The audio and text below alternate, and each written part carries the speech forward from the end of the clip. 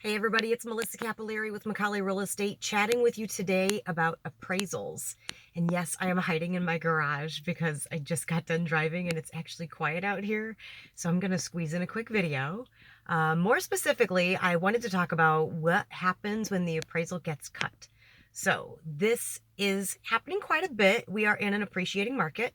So when that happens, we often see prices escalating above the asking price or simply sellers speculating a little high on price because it is a strong market, and who could blame them for that? So what sometimes happens, however, is in every purchase agreement we receive, there's a clause that says the house has to appraise at or above the purchase price.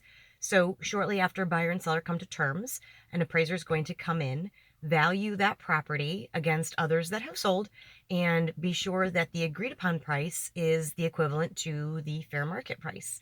So what happens when that is not the case? So we'll give you the example of a $200,000 house.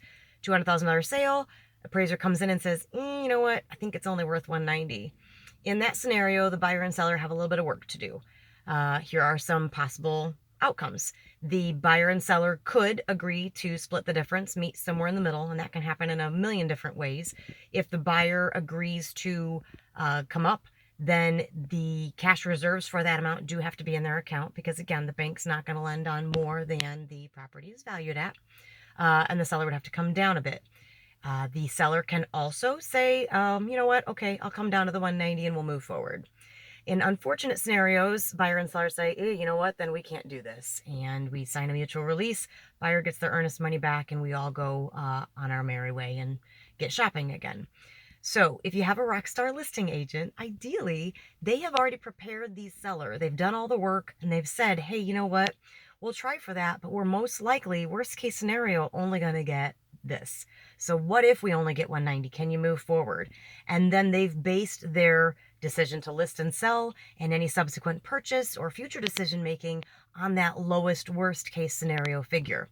In cases where they haven't been prepared, well, then we see a lot of wasted time and efforts. So anyway, that's kind of the way it goes. I hope that clears things up. I know it's been a concern, and I've got that in question a lot lately, just with the way the market's been going.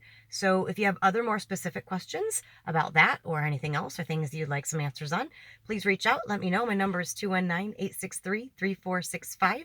I am happy to help, and I'm here for you, and I hope to hear from you soon. Thanks. Bye-bye.